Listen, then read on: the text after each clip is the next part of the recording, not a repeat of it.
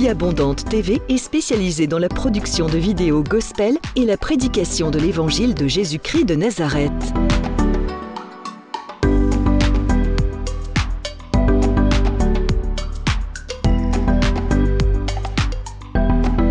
N'hésitez pas à vous abonner à notre chaîne YouTube Vie Abondante TV et sur notre page Facebook.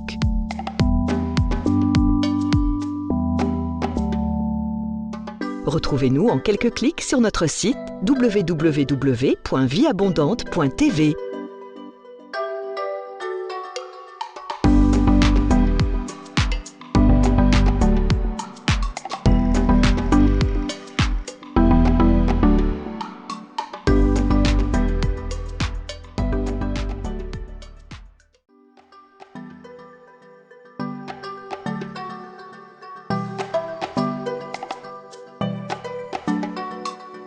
Vie Abondante TV est spécialisée dans la production de vidéos gospel et la prédication de l'évangile de Jésus-Christ de Nazareth.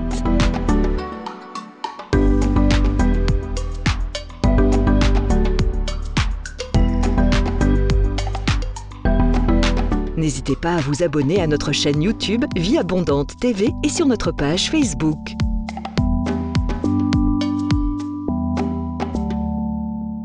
Retrouvez-nous en quelques clics sur notre site www.vieabondante.tv.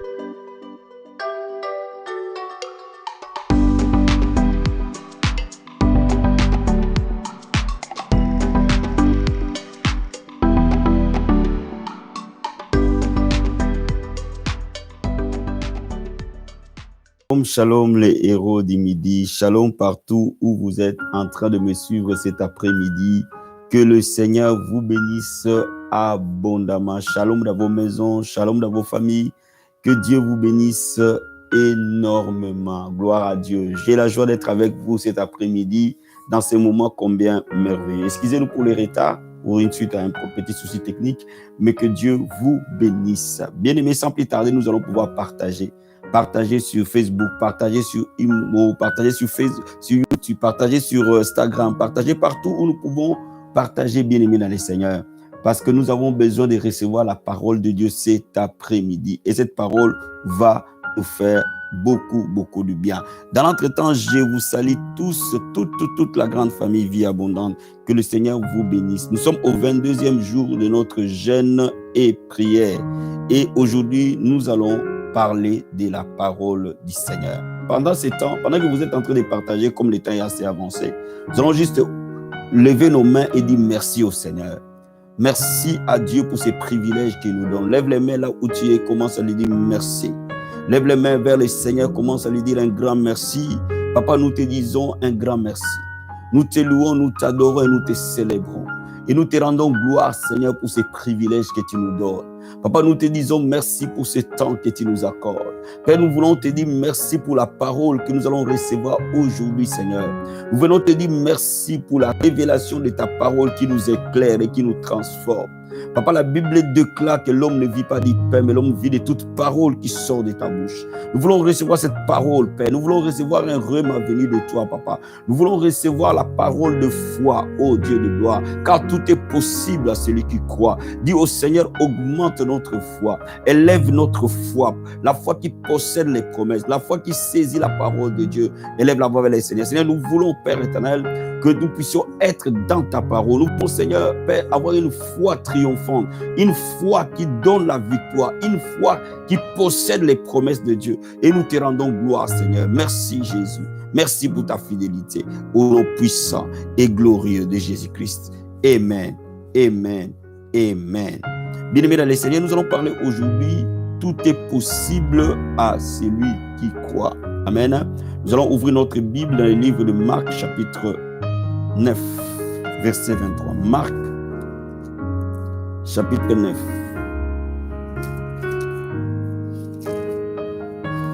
Marc, chapitre 9, verset 23.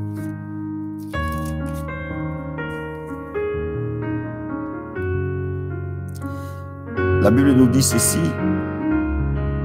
On peut commencer à partir du verset 21. Mais ce qui nous intéresse, c'est le verset 23.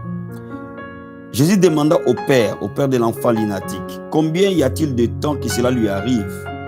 Le père répondit, depuis son enfance, répondit-il. Et souvent l'esprit l'a jeté dans le feu, dans l'eau pour le faire périr. Mais si tu peux quelque chose, viens à notre secours et compassion de nous. Et Jésus lui dit, si tu peux, tout est possible à celui qui croit. Amen. Jésus commence par dire au papa de cet enfant qui était malade depuis son enfance. C'est l'histoire de cet enfant lunatique qui était malade et que le père a amené à ses disciples et qui n'ont pas pu guérir l'enfant. Et dans cette conversation, Jésus dit une phrase importante. Il dit au papa de cet enfant qui était lunatique que tout est possible à celui qui croit. Cela veut dire quoi? Cela veut dire que celui qui croit a accès aux possibilités illimitées qui engagent Dieu. Lorsque nous croyons, nous avons accès à toutes les possibilités. Lorsque nous croyons, nous avons accès à toutes les ressources. Voilà pourquoi la Bible dit tout est possible à celui qui croit. En d'autres termes, comme la Bible dit tout est possible à Dieu, tout est aussi possible à celui qui croit. Bien-aimé, la foi engage l'omnipotence de Dieu. Vous savez, tout être spirituel est appelé Dieu lorsqu'il est omnipotent, omniprésent et omniscient. Omnipotence de Dieu veut dire la toute-puissance de Dieu. Pourquoi on dit la toute-puissance de Dieu? Parce que Dieu se suffit par lui-même. Dieu n'a pas besoin d'aide pour qu'il soit Dieu. Tout ce qu'il décide de faire, il a la capacité de le faire. La Bible dit rien n'est étonnant de sa part. Donc, bien aimé, quand nous commençons à croire, nous commençons à se mouvoir dans ce que la Bible nous dit que nous sommes participants de la nature divine. Nous participons à sa nature, nous portons sa nature, nous portons ce qu'il est en nous. Donc voilà pourquoi celui qui croit a toutes les possibilités. Je voudrais dire à quelqu'un ce matin, je vais me réexpliquer pour que tu me comprennes. Quand tu crois, tu peux accéder à toute la guérison possible. Quand tu crois, tu peux devenir tout ce que Dieu a prévu pour toi que tu seras. Quand tu crois, tu peux accéder à toutes les délivrances possibles. Quand tu crois, tu peux accéder à tous les miracles possibles. Donc la foi est la clé du royaume qui te permet d'accéder au trésor divin et y accéder en plénitude. C'est pour ça que Jésus dit, tout est possible à celui qui croit. Donc celui qui croit ne connaît pas les limites. Laisse-moi t'expliquer la dimension où notre foi se développe. Reflète la dimension où Dieu nous utilise. Lorsque notre foi s'étend, notre capacité s'étend aussi. Lorsque notre foi s'élargit, nos possibilités s'élargissent avec. Voilà pourquoi il est important de comprendre que la foi est une base doctrinale capitale. Le problème dont l'Église a besoin aujourd'hui, ce n'est pas les problèmes des prières. Les problèmes dont l'Église a besoin aujourd'hui, c'est les problèmes de la foi. Laisse-moi te lire un passage. Matthieu chapitre 21. Tu vas comprendre ce que je t'explique. Matthieu chapitre 21. Verset 22. La Bible dit ceci. Tout ce que vous demanderez avec foi par la prière, vous les recevrez. Ce passage montre par là que la foi, la prière ne fonctionne pas seule. La Bible dit tout ce que vous demanderez avec foi. Ça veut dire que si vous enlevez la foi, cette phrase n'est plus correcte. Tout ce que vous demanderez, oui, demander c'est bien, mais il faut qu'il y ait la foi pour recevoir. Donc le problème que nous avons aujourd'hui dans l'Église, le problème que nous avons aujourd'hui en tant que chrétiens n'est pas un problème de demander parce que nous demandons. Mais le problème est un problème de foi. Parce que si nous demandons sans la foi, la prière ne produira rien. Donc la prière ne peut pas fonctionner toute seule. Et ainsi, de la même manière que nous avons appris à prier, nous devons aussi apprendre à croire. L'Église doit aujourd'hui apprendre à croire. quand nous apprenons à croire, nos prières auront de plus en plus de résultats. Quand nous apprenons à croire, nos prières auront de plus en plus de force. Quand nous apprenons à croire, nous allons recevoir l'accomplissement des promesses. Comme les paroles de cette année, heureuse celle qui a cru parce que les choses qui lui ont été dites auront leur accomplissement. Cela veut dire quoi? Il y a accomplissement que par la foi. Sans la foi, nous ne pouvons pas voir l'accomplissement, frère. Voilà pourquoi tout ce que nous recevons de Dieu, tout sans exception aucune, nous les recevons par la foi et rien que par la foi. Alléluia. Mais laissez-moi te donner quelques principes essentiels de la foi ce matin. Regardez Hébreux chapitre 11.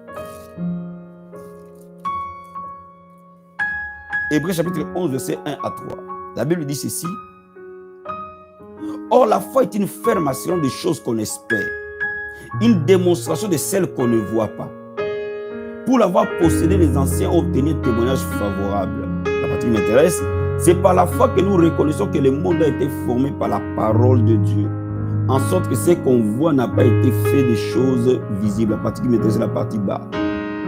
En sorte que ce qu'on voit n'a pas été fait par des choses visibles. En d'autres termes, en sorte que le monde physique ou le monde visible n'a pas été fait des choses visibles. Ou alors, en d'autres termes, le monde visible est fait par les choses invisibles.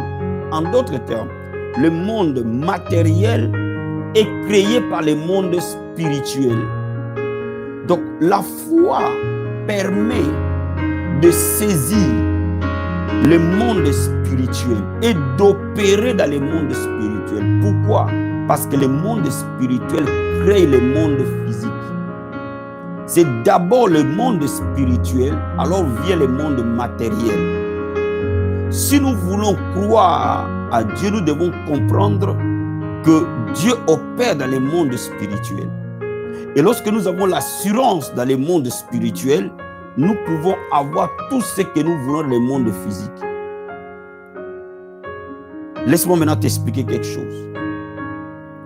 La foi ne donne pas à l'homme ce qui n'existe pas.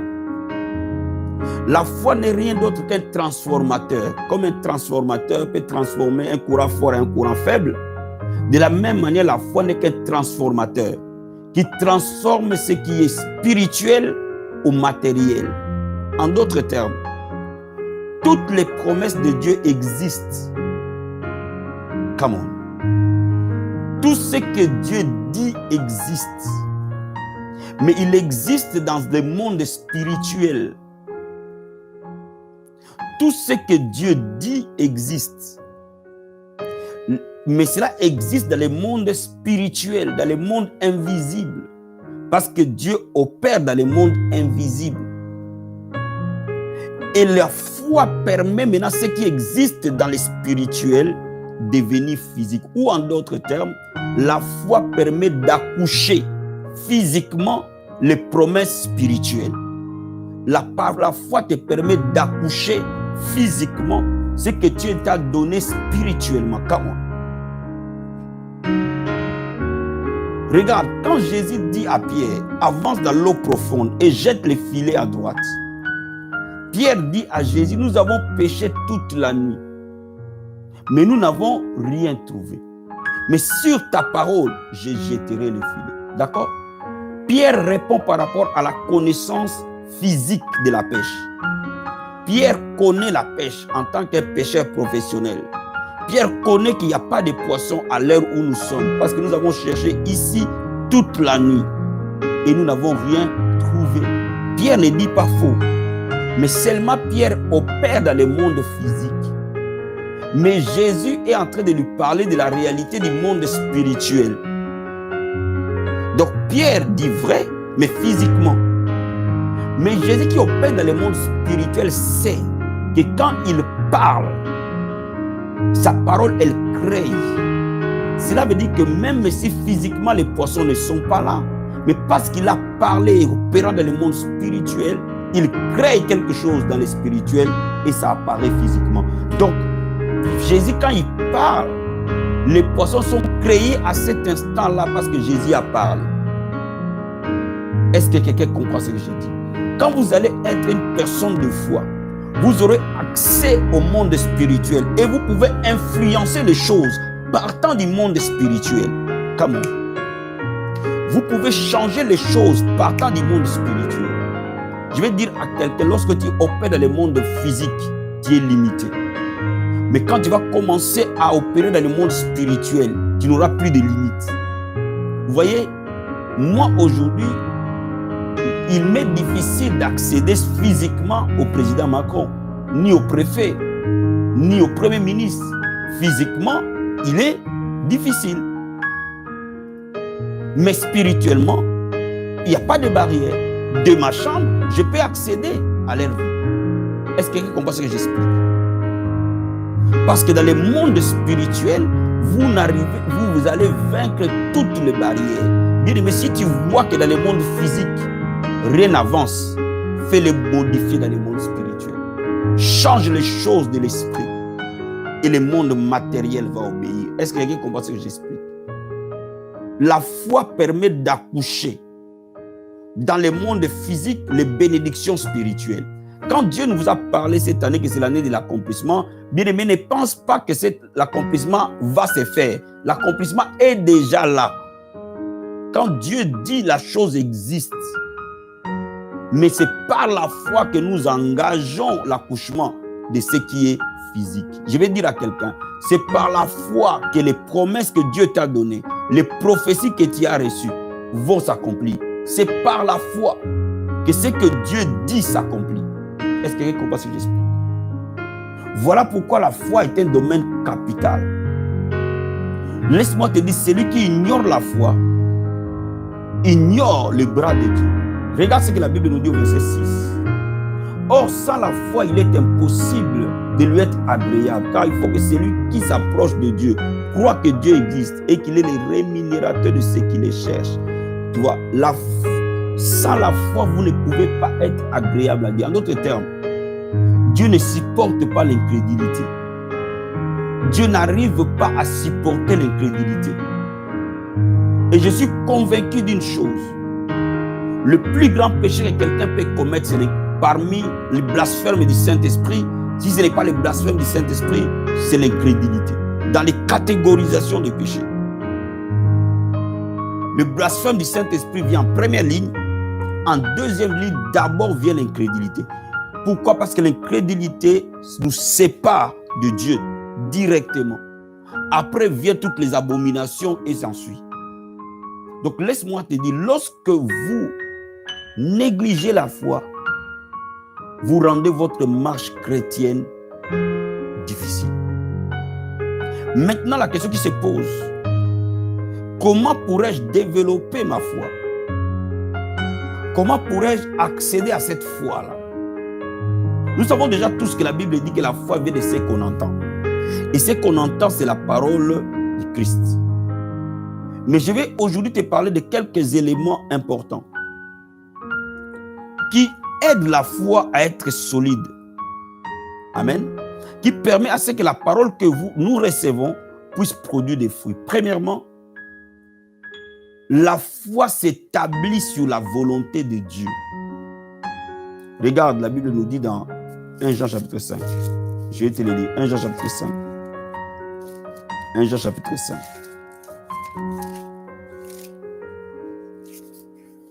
Verset 14 à 15. La Bible dit ceci. Nous avons auprès de lui cette assurance que si nous demandons quelque chose selon sa volonté, il nous écoute. Et si nous savons qu'il nous écoute, quelque chose que nous demandions, nous savons que nous possédons la chose que nous lui avons demandé. La Bible dit, nous avons auprès de lui cette assurance, nous avons auprès de lui cette foi, que si nous demandons selon sa volonté, il nous écoute. Bien aimé dans le Seigneur, je vais te dire une chose. Toutes les prières que Dieu écoute, il exauce. Je dis ceci. Toutes les prières que Dieu écoute est exaucée. Parce que la Bible dit, en lui, il n'y a que oui et amen. Je me reprends. Toutes les fois que Dieu t'entend, il t'a exaucé. Cela veut dire quoi? Cela veut dire qu'il y a des prières que Dieu n'entend pas. Il y a des gens que Dieu n'entend pas. Come on, come on, come on. Il y a des choses que Dieu n'écoute pas. Il y a des gens que Dieu n'entend pas. Tout ce que Dieu entend l'exauce. Parce qu'en lui, il n'y a que oui et amen. Mais à une seule condition, Dieu n'entend qu'un seul langage. Le langage de sa volonté. Au fait, comment je vais m'expliquer. Je peux être avec un Chinois et que lui me parle. S'il me parle en chinois, il a parlé certes, mais moi je n'aurais pas compris ce qu'il a dit. Parce qu'il me parle en chinois. Parce que moi je ne comprends pas le chinois. De la même manière, quand nous parlons autre langage que la volonté de Dieu, c'est comme si nous parlons chinois à Dieu. Dieu ne l'écoute pas. Parce que Dieu n'écoute que sa volonté. Donc si nous sommes intelligents et que nous voulons que Dieu nous écoute, nous devons comprendre son langage. Apprendre à utiliser son langage.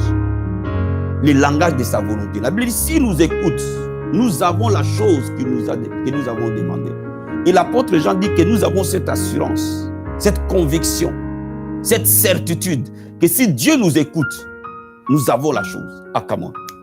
Est-ce que vous me comprenez? Donc, si nous sommes intelligents, nous devons apprendre le langage de Dieu. Et la foi, c'est le langage de Dieu. Aïe, aïe, aïe. Cobra Satabaya. Quelqu'un comprend ce que j'explique? Cela veut dire quoi? Cela veut dire que la volonté de Dieu n'est rien d'autre que la parole de Dieu. Vous ne pouvez pas séparer la volonté de Dieu de la parole de Dieu. La parole de Dieu est la volonté de Dieu. La parole de Dieu est le langage de Dieu. La parole de Dieu est le langage par lequel Dieu parle. Donc lorsque nous nous alignons à la parole de Dieu, nous nous alignons à la fréquence de Dieu. Est-ce que tu comprends ce que j'explique? Come on, come on, come on, come on, come on. Quand nous nous alignons à la parole de Dieu, nous nous alignons au langage de Dieu. Donc nous nous alignons à la fréquence de Dieu. Et quand nous nous alignons à la fréquence de Dieu, Dieu nous écoute. Donc laisse-moi te dire une chose, mon frère, ma soeur. Voilà pourquoi la Bible dit la foi vient de ce qu'on entend. Et ce qu'on entend, c'est la parole du Christ. Pourquoi? Parce que la parole de Dieu est le langage de Dieu. Et lorsque nous parlons sa langue, il nous écoute. Et quand nous parlons sa langue, il nous exauce. Voilà pourquoi je vais te dire une chose. Lorsque tu veux avoir un miracle, il ne suffit pas de se plaindre. Parce que Dieu n'écoute pas les plaintes. Je peux me plaindre comme je veux, mais cela ne fera pas que Dieu va m'écouter. Je peux me lamenter comme je veux, cela ne fera pas que Dieu va m'écouter. Je peux même me mutiler si je veux, mais cela ne fera pas que Dieu va m'écouter. Je peux même blasphémer, insulter Dieu, cela ne fera pas que Dieu va m'écouter. Il écoute un seul langage, ses promesses. Donc, quand je veux que Dieu m'exauce, je dois aligner mes paroles à la parole de Dieu et mettre ces paroles dans ma bouche. Pendant que j'ai prié, mais aussi après que j'ai prié. Je m'explique.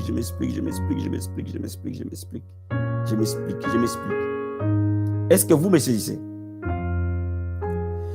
Aujourd'hui, je suis sûr que si tu as la révélation de Dieu, c'est fini. Tu as la clé du royaume de Dieu. Ça va débloquer quelque chose dans ta vie et tu ne pourras plus jamais rester le même. Donc, laisse-moi te dire, je peux aimer Dieu sans parler son langage. Je peux servir Dieu sans parler son langage. Mais si réellement je veux vivre de la gloire de Dieu, je dois apprendre premièrement à parler le langage de Dieu. Quoi? La parole. Quand je mets les promesses de Dieu dans ma bouche, le miracle de Dieu se manifestera nécessairement. Quand je mets la parole de Dieu dans ma bouche, la situation changera nécessairement. Maintenant, laisse-moi te dire quelque chose de très important. Ouvrons le livre de Malachie. Malachie. chapitre 3. Malachie chapitre 3. Et je vais te lire un verset. Le verset 16. La Bible dit ceci.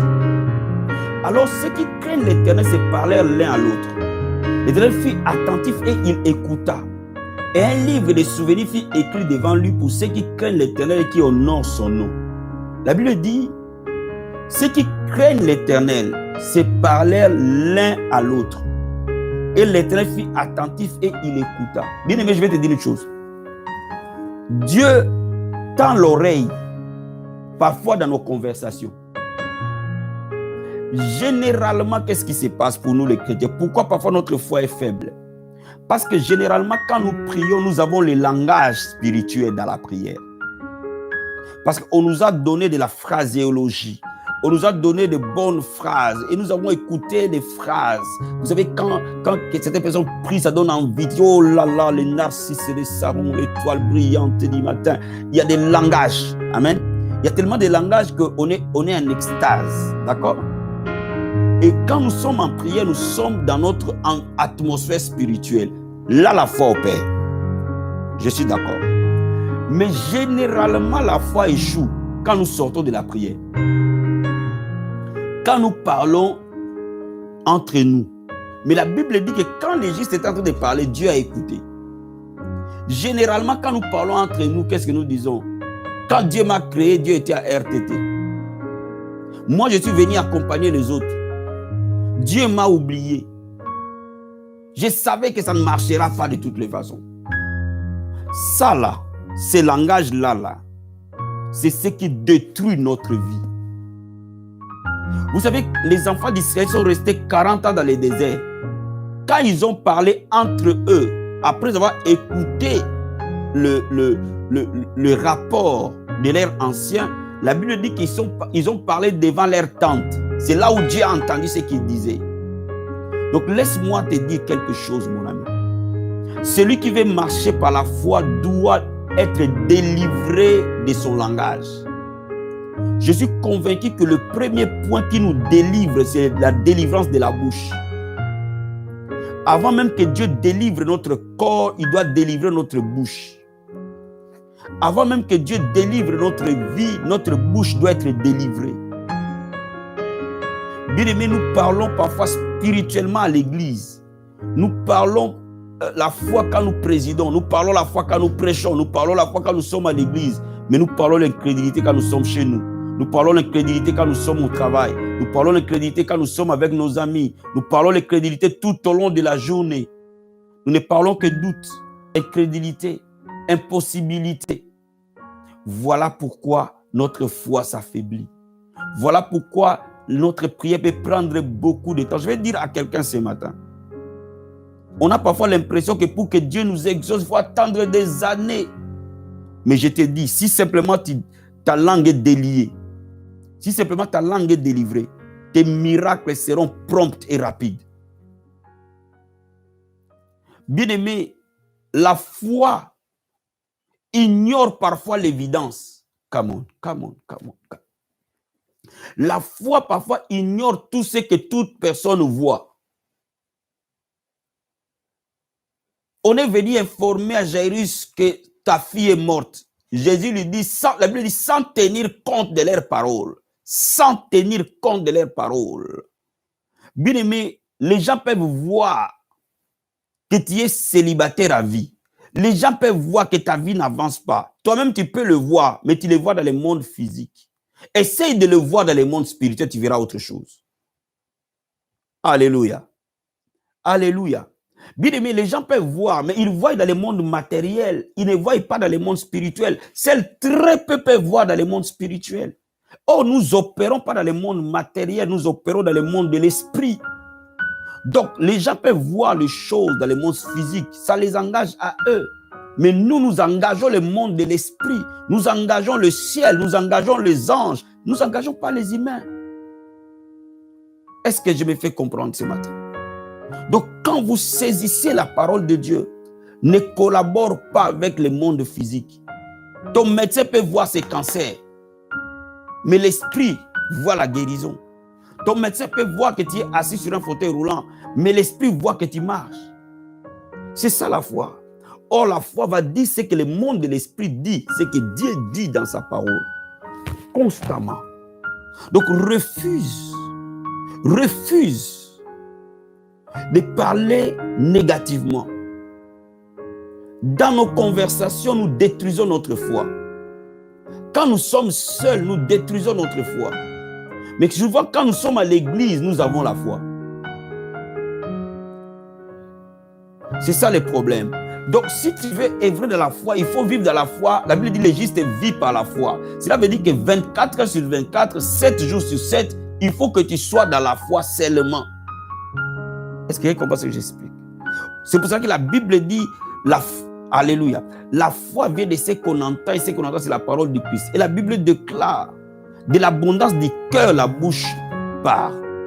Si tu remplis ton cœur de la parole de Dieu, la parole de Dieu sortira dans ta bouche, quelles qu'en soient les circonstances. Croire, c'est ça.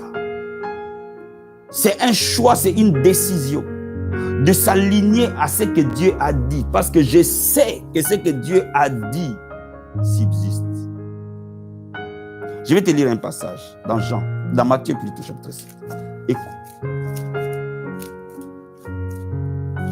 Regarde ce que la Bible dit, Matthieu chapitre 7.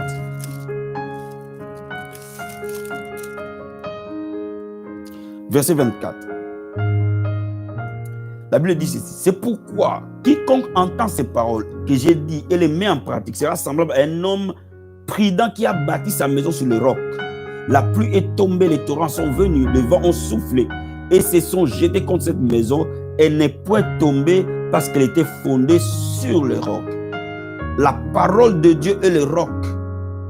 La parole de Dieu est le langage de Dieu. C'est lui qui décide de bâtir sa vie par rapport à la parole de Dieu.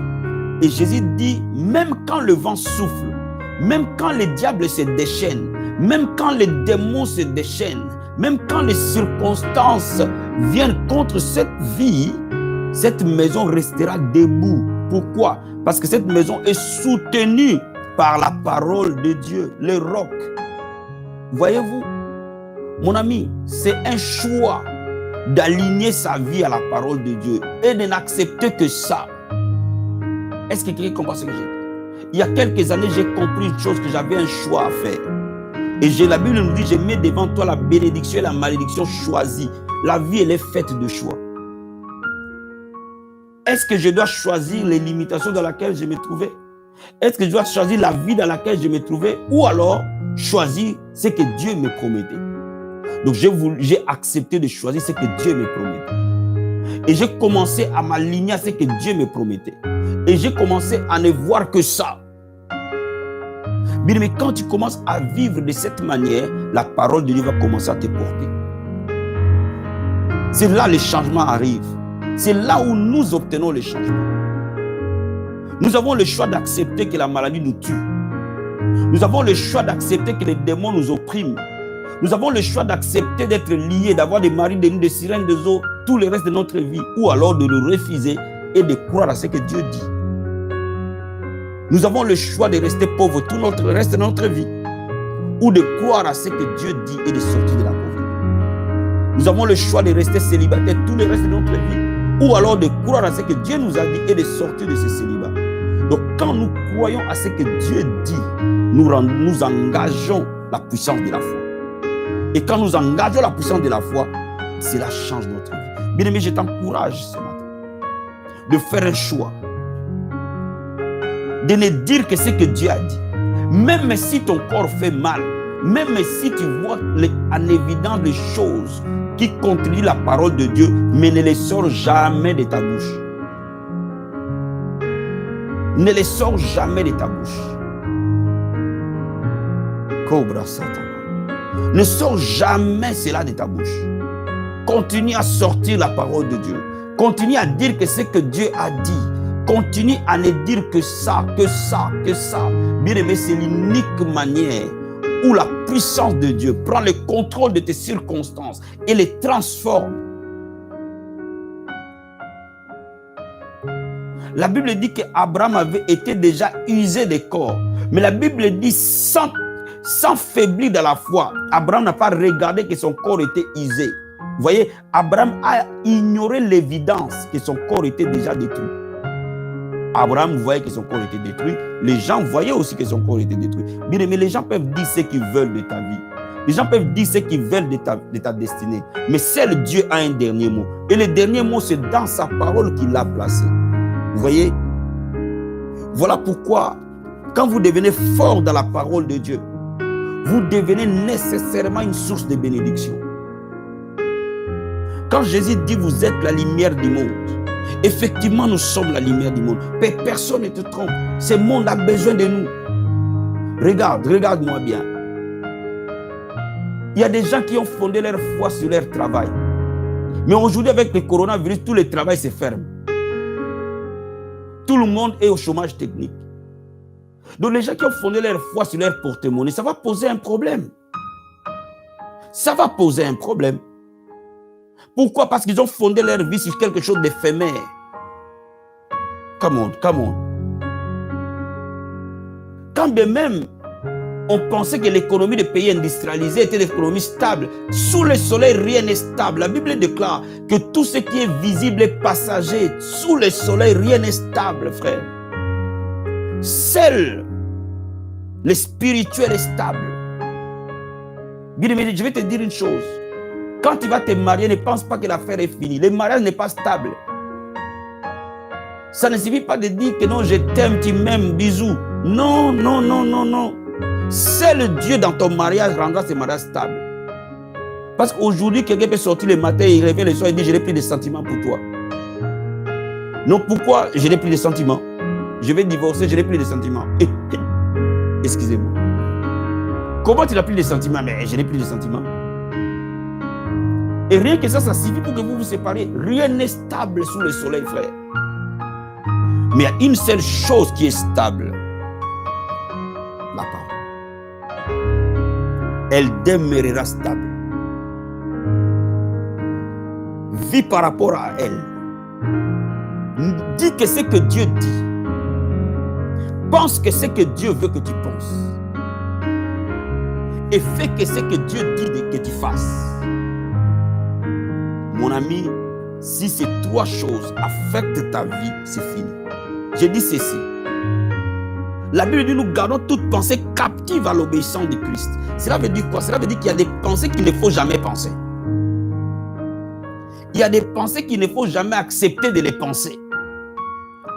Cela veut dire que tu peux contrôler tes pensées de manière à imposer à tes pensées des choses à penser.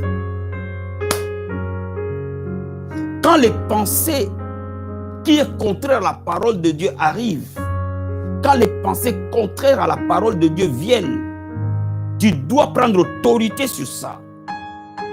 Bien aimé, il y a des choses que nous entretenons, des pensées que nous entretenons nous-mêmes et qui amènent doute et incrédulité. Donc quand ces pensées arrivent, nous devons les lier au nom de Jésus et les dire: Satan, en dehors de moi, quitte mes pensées. Parce que je ne peux penser que ce que Dieu a dit dans sa parole. La Bible dit que tout ce qui est bon, agréable et parfait soit l'objet de vos pensées. Cela veut dire que la parole de Dieu soit l'objet de nos pensées. C'est tout. Alors ce qui sera l'objet de nos pensées sera l'objet de nos paroles. Et ce qui sera l'objet de nos paroles sera l'objet de nos actes. Et ce qui sera l'objet de nos actes sera l'objet de notre destinée. Lorsque la parole de Dieu nous contrôle, au point de contrôler nos pensées, elle va jaillir dans nos paroles, dans nos conversations avec nos femmes, avec nos enfants. À chaque moment, nous laissons que la parole nous gouverne, que ça nous gouverne. Mon ami, c'est terminé. Nous engageons la puissance de la foi. Et la Bible dit tout est possible à celui qui croit. Alors tu ne connaîtras que des possibilités. Tu ne connaîtras que de la réussite. Tu ne connaîtras que le succès. Tu ne connaîtras que la guérison, la santé, la délivrance. Tu ne connaîtras que de percer une seule possibilité. Tu ne connaîtras que la victoire. Que l'ennemi se déchaîne, c'est son problème. Que tes adversaires se déchaînent, ça c'est leur problème. Mais moi j'ai les yeux fixés sur Jésus. Voilà pourquoi je te dis cet après-midi, et les yeux fixés sur Jésus, et les yeux fixés sur la parole. Il est l'auteur de notre foi et c'est lui seul qui amène cette foi à la perfection. Que Dieu te bénisse abondamment, abondamment, abondamment. Bien-aimé, si tu as été béni cet après-midi, n'oublie surtout pas de liker la vidéo et de nous laisser un petit commentaire.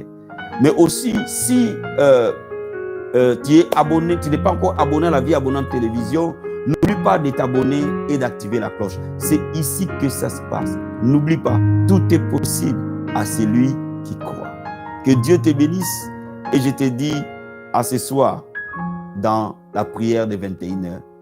Soyez bénis à ce soir. Bye.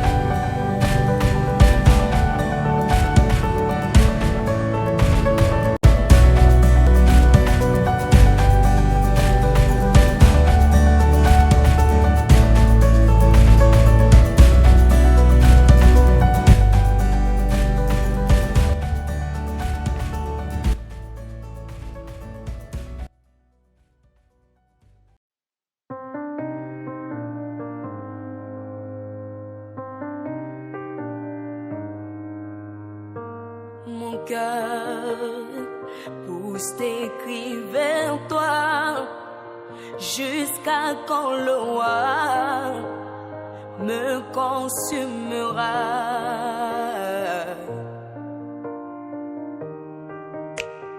Pourquoi tant de temps, tandis qu'à la croix tu as souffert pour moi?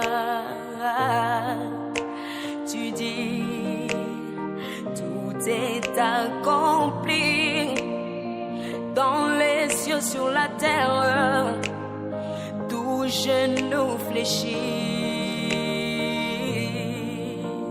Moi, je veux t'adorer en compagnie des anges.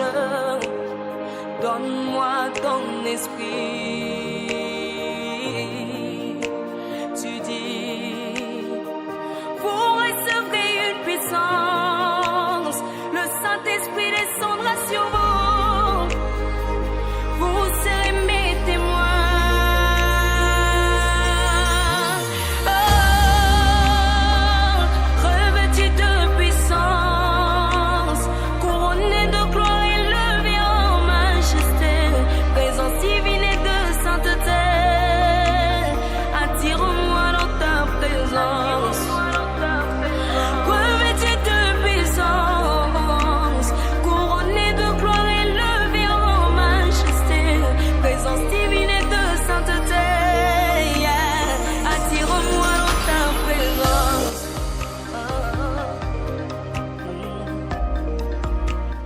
Attire-moi dans ta présence. Oh, Jésus. Attire.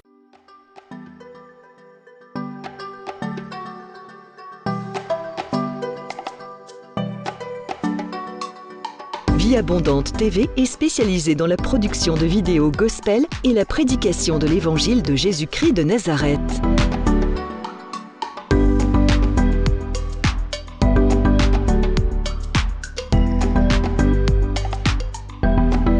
N'hésitez pas à vous abonner à notre chaîne YouTube Vie Abondante TV et sur notre page Facebook.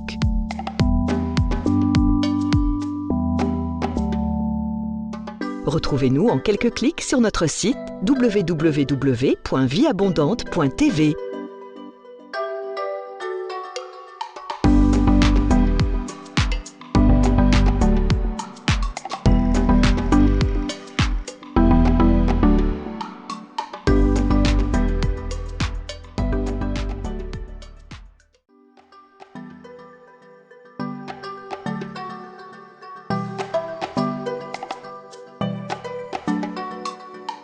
Vie Abondante TV est spécialisée dans la production de vidéos gospel et la prédication de l'évangile de Jésus-Christ de Nazareth.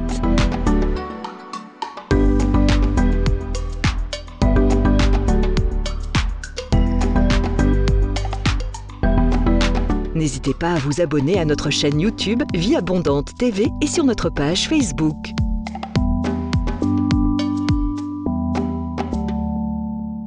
Retrouvez-nous en quelques clics sur notre site www.vieabondante.tv.